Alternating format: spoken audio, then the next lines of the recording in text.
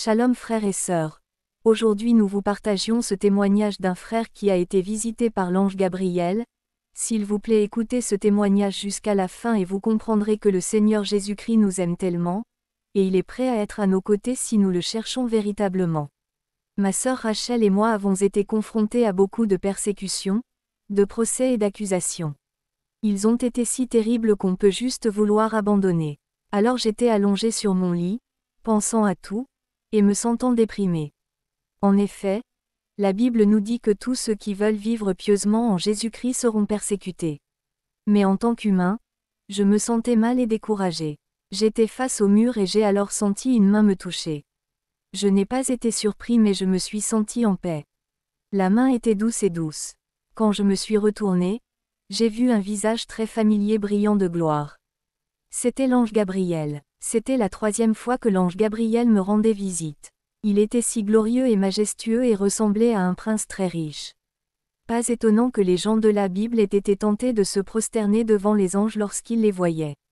La matière de ses vêtements et de ses sandales n'était pas de ce monde. C'était comme s'il était fait des meilleurs matériaux et de pierres précieuses. Il était transparent et radieux. Il dit : « Qu'est-ce qui vous trouble, enfant du Très-Haut ? » Je savais qu'il savait ce qui me dérangeait. Je ne lui ai pas répondu car il ne s'est pas arrêté après la question mais a continué à parler.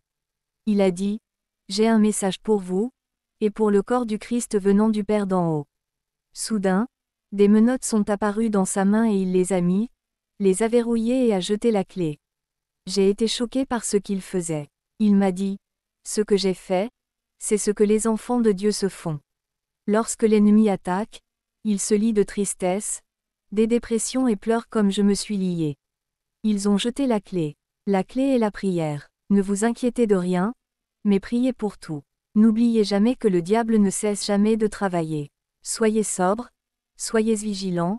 Votre ennemi le diable se promène comme un lion rugissant cherchant qui dévorer.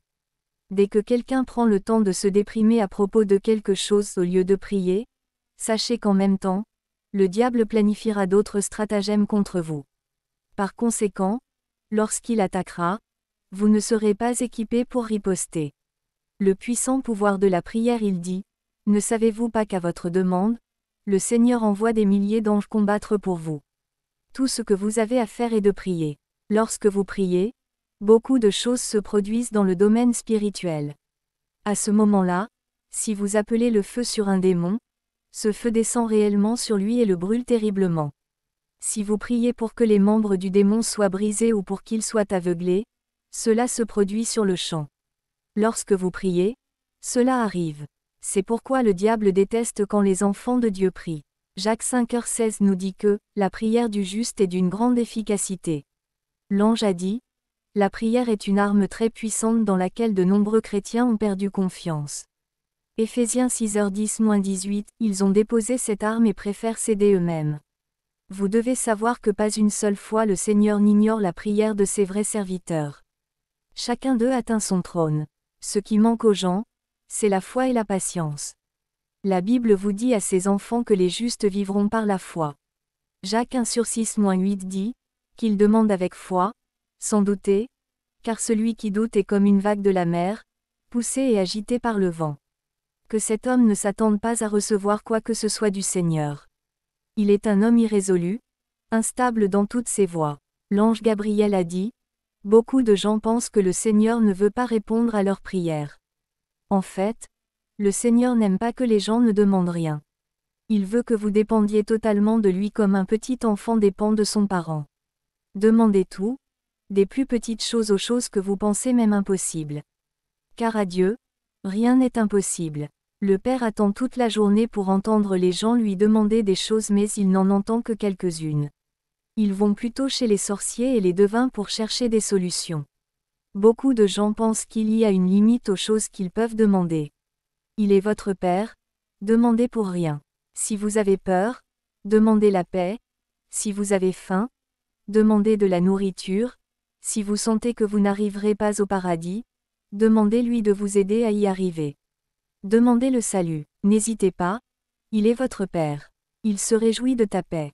1 Pierre 5/7 dit : « Déchargez-lui de vos fardeaux, car il prend soin de vous. » Il a dit : « qu'il demande, sachant qu'il est sur le trône et qu'il règne sur le ciel et la terre, donc rien ne lui est impossible. Le diable aime quand les gens s'inquiètent. Il prend plaisir quand les gens restent assis toute la journée et s'inquiètent. Pourquoi s'inquiéter comme si vous étiez seul? Le Seigneur n'a-t-il pas promis d'être toujours avec vous jusqu'à la fin des temps? Dites cela au monde. Jésus-Christ ne veut pas que ses enfants s'inquiètent ne serait-ce qu'un instant.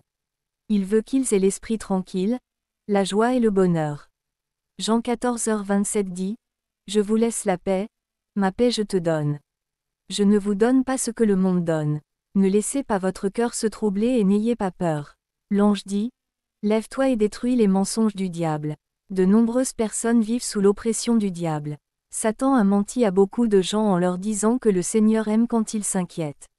De nombreuses personnes sont opprimées par des démons.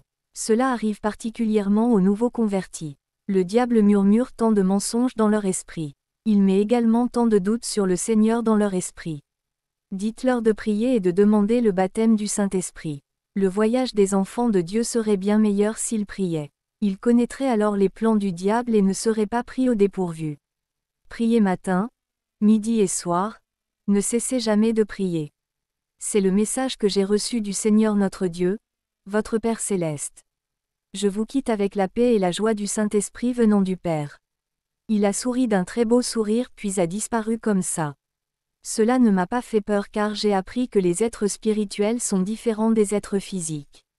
Ce sont des paroles d'amour de notre Père céleste éternel et aimant. Soyez encouragés et soyez en paix car il nous aime tellement.